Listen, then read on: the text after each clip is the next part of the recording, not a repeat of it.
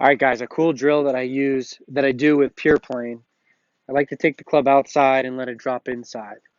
Okay, so a good way to have people work on this, or a different way of having them practice that feel. Let's just do it on a nice horizontal plane here. So we simplify it. Makes it a lot easier for players. So I'm going to hold the club in front of me. The club head's going to be like chest height or like chin height.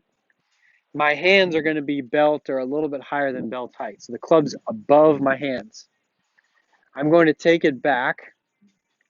I'm going to allow the club to get a little behind my hands, and it should naturally happen with the momentum.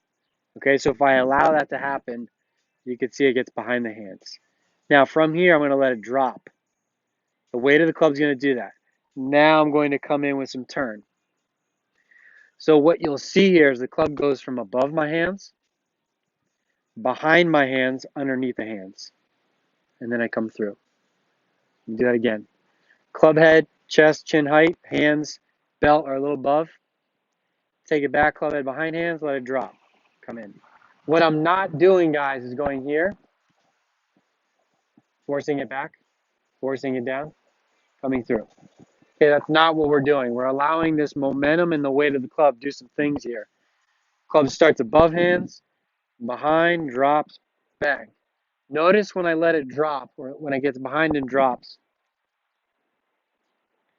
I'm not letting it roll open. So I'm not allowing this roll in the hands or this lead arm clockwise rotation as it drops behind and underneath. So as I go back, let's just do it super slow so you can see. It's going to get a little behind from momentum, and I let it drop. You can see it's still square, and then I go bang. All right, as I'm doing this, it's a little exaggerated. You can see my wrist positions are like super in exaggerated positions. Okay, you don't need to do this quite that amount in a golf swing, but it just kind of gives you the sense of what we're doing here when you do this. Now, why is that important in the takeaway? Because we're not going to really hit shots like this at full speed, and we don't need to do that on like a pitch shot. What's good is that it teaches you this transition, and for players that go under and they come down steep and they go over, which is the majority, that's a good drill to work on. So if we bring back this example, in that case, the player would be going under,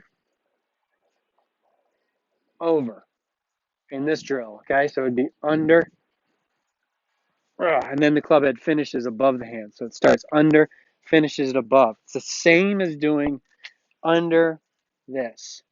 Okay, so let's practice this, but don't allow the face to roll open. It's going to require some roll coming back. It's the same as doing this. Okay, so hope that helps you guys. Cool little drill to work on, that transition and good face control. So give me some feedback. Let me know what you think. Hope that helps.